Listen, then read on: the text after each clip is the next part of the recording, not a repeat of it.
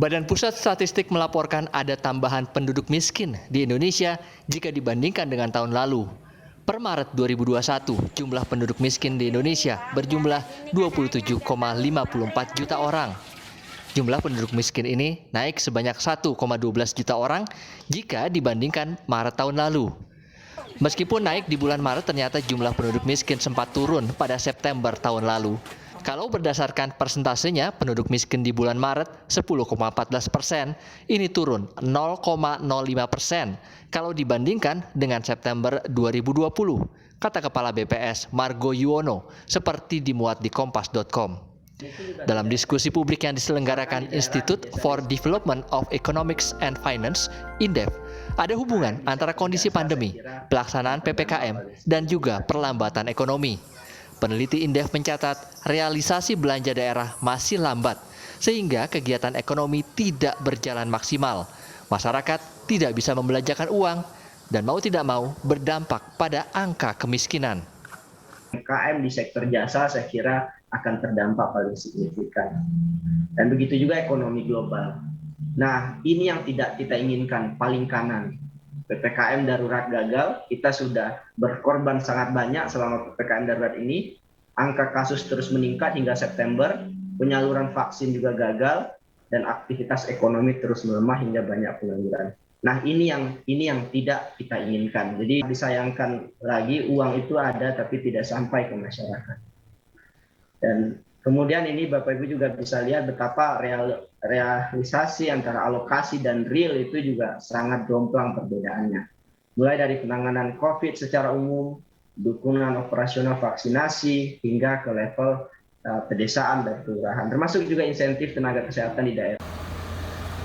Sementara itu, ancaman PHK bagi buruh yang tidak bekerja selama pemberlakuan PPKM darurat juga sudah di depan mata. Jika PPKM darurat diperpanjang, maka beban perusahaan akan semakin besar. Padahal sebelumnya sudah 20% pekerja kontrak yang dirumahkan sejak pandemi tahun lalu. Kemungkinan terjadi PHK massal, saya tidak berdoa untuk itu, tapi kecemasan dan kekhawatiran tidak menutup kemungkinan. Kita tahu pada waktu klaster yang pertama waktu itu, episode yang pertama waktu itu, tidak kurang dari hampir 20% tenaga kerja, khususnya tenaga kerja kontrak maupun tenaga kerja paruh waktu, rasanya sudah diakhiri beban kerja. Hal serupa juga dikeluhkan oleh Ketua Umum Asosiasi Pengelolaan Pusat Belanja Indonesia (APPBI) yang meminta bantuan pemerintah bagi para pengelola pusat belanja jika nanti PPKM darurat diperpanjang. Kondisi sebelum PPKM darurat sudah cukup memberatkan pengusaha dengan beban operasional yang tinggi. Padahal jumlah kunjungan ke pusat perbelanjaan masih sangat dibatasi. Pemerintah tidak merespon sama sekali, tidak memenuhi permintaan kami. Tetapi kembali lagi, kondisi pusat perbelanjaan tahun lalu sama sekarang berbeda. Tahun lalu masih punya dana cadangan, masih bisa bertahan. Sekarang ini kan tadi saya sudah sampaikan, dana cadangannya sudah terkuras habis selama tahun 2020 yang lalu. Jadi sekarang ini sudah tidak ada dana cadangan. Kita balik lagi, Pak. Peningkatan penduduk miskin memang bisa terjadi karena banyak faktor. Kategori penduduk miskin menurut BPS adalah masyarakat yang pengeluaran per kapitanya di bawah atau kurang dari Rp472.525 per bulan. Tim Liputan Kompas TV. Benarkah penambahan jumlah penduduk miskin ini murni karena pengetatan di beberapa sektor akibat pandemi? Kita bahas bersama Deputi Bidang Statistik Sosial Ateng Rahartono. Pak Ateng, selamat malam. Dan juga ada peneliti dari Indef, Rusli Abdullah. Bung Rusli, selamat malam, sehat ya? Selamat malam Mbak, sehat ya? Mbak juga sehat ya? Alhamdulillah demikian. Saya ke Pak Ateng dulu. Pak Ateng, dari temuan BPS, apakah penambahan penduduk miskin ini memang benar-benar karena efek pandemi atau ada efek lain, Pak Ateng? Mbak Sofi, betul sekali penambahan jumlah penduduk miskin terutama lebih disebabkan oleh efek pandemi. Nah, setiap tahun kami ini merilis angka kemiskinan itu pada 2 kali. Yang pertama posisi Maret, kemudian posisi September. Nah, saya bandingkan ya, ketika sebelum adanya pandemi, yaitu pada tahun 2019 yang lalu, Maret itu kemiskinan 9,41%. Septembernya 2019 itu menurun 9,22%. Nah, pada saat mulai pandemi, yaitu pada Maret tahun 2020, tepatnya itu kan mulai tanggal 2 Maret, ini kemiskinan sudah mulai bergerak naik menjadi 9,78%. Bulan September kembali naik menjadi 10,19% kemiskinannya. Dan pada Maret 2021 ini, jika dibandingkan dengan Maret 2020, memang terjadi peningkatan persentase penduduk miskin sebesar 0,36 poin. Tetapi kalau dibandingkan September sedikit ada melambat ya, Mbak Sofi. Itu kondisi yang kemiskinan yang kami potret berdasarkan dari data Survei Sosial Ekonomi Nasional. Maksudnya Kondisinya. melambat tadi dari September apa Pak Ateng? Nah, September ini posisi Maret 2021 kemiskinan 10,14%, sedangkan September itu 10,19%. Ini terutama terjadi pada wilayah pedesaan. Sedangkan pada wilayah perkotaan masih mengalami peningkatan persentase penduduk miskinnya. Itu karena kan masa-masa COVID sekarang ekonomi sudah sedikit agak lumayan membaik di daerah pedesaan, kemudian bantuan-bantuan mulai ada di pedesaan, dan ini sedikit mengerem untuk penduduk miskin khusus wilayah pedesaannya. Tapi apakah ada faktor lain Pak yang memengaruhi penambahan angka kemiskinan ini? Kami memotret hanya dampak COVID saja, Mbak Sofi. Karena COVID ini dampaknya tadi cukup dahsyat sekali terhadap teman-teman yang pemberhentian sementara pekerjaan, sampai tadi disebutkan juga ada yang menuju ke PHK, dan ini daya beli masyarakat otomatis akan mengalami penurunan. Ya. Penurunan daya beli dampaknya itu terhadap kemiskinan. Ya, dan itu dampaknya pasti berlanjut begitu ya. Bung Rusli, kalau dari Indef, bagaimana teman-teman Indef melihat penambahan angka kemiskinan ini?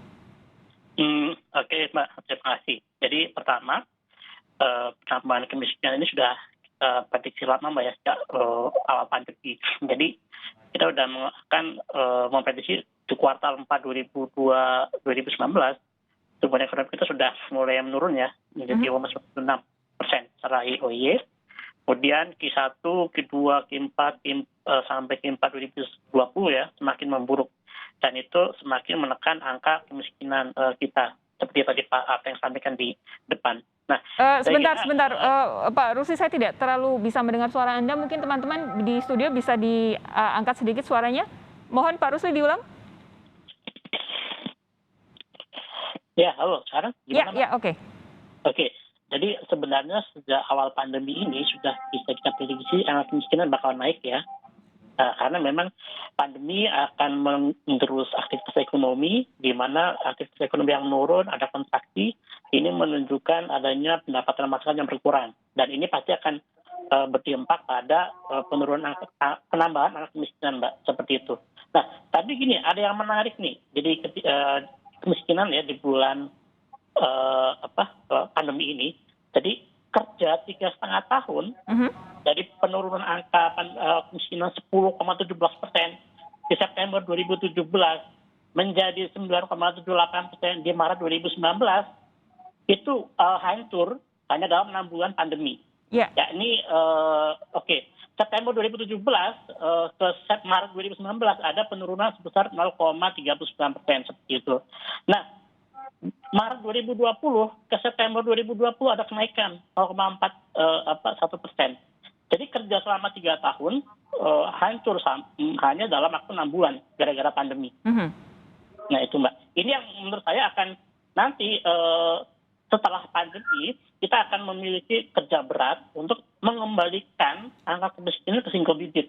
Karena memang kita ingat dulu di awal-awal kita euforia ini ya, single digit kemiskinan, kita sangat euforia, happy, kita berhasil, tapi tiba-tiba kita kembali ke double digit, dan saya kira nanti pasca COVID ini akan kita memerlukan waktu yang lama untuk mengembalikan angka kemiskinan kembali ke single digit. Gitu, Mbak. Bung Rusli, begini, ada yang selalu bilang, ada kalimat yang selalu kita dengar saat mengomentari pandemi ini adalah bahwa pandemi menggarisbawahi, pandemi semakin membuka sistem yang tidak baik. Jadi memperburuk sistem yang memang sudah sejak awal tidak baik. Yang ingin saya tanyakan berkaitan dengan kemiskinan ini, apakah sebenarnya pertumbuhan kita, tadi Anda bilang kenaikan penurunan jumlah angka kemiskinan ini terhapus selama sekian 3 tahun, terhapus hanya dalam 6 bulan pandemi. Apakah betul karena memang cara kita menaikkan derajat ekonomi masyarakat itu ada celahnya? Dalam artian bahwa selama ini kita terlalu fokus pada konsumsi bukan yang lain, sehingga ketika konsumen tidak bisa membeli, ya sudah semuanya langsung kelihatan apa yang berjatuhan begitu. Apa yang bisa Anda sampaikan soal ini? Oke, Mbak. Saya kira salah satu faktor kenapa pandemi itu sangat menghantam kita ya dalam in term of menaikkan angka kemiskinan itu karena gini, Mbak. Selama ini banyak masyarakat kita itu yang masih mengandalkan semacam upah harian. Jadi pekerjaan yang informal seperti itu, Mbak. Oke. Ini beda sekali dengan misalnya orang-orang yang masih punya saving ketika pandemi dia masih bisa bertahan ya. Tapi kalau misalnya orang informal, pekerja informal, tukang ojek, tukang jualan tukang cukur rambut dan sebagainya, tukang cuci piring, tukang cuci ini, mereka nggak bisa, Mbak. PPKM ya, pandemi akan membatasi ruang gerak mereka. Otomatis ketika itu mereka nggak bisa bergerak, ya udah akhirnya akan kembali ke ranah kemiskinan yang lebih dalam. Nah, ini menurut saya gini, Mbak, ini sebuah masalah struktural dari kita semua Indonesia.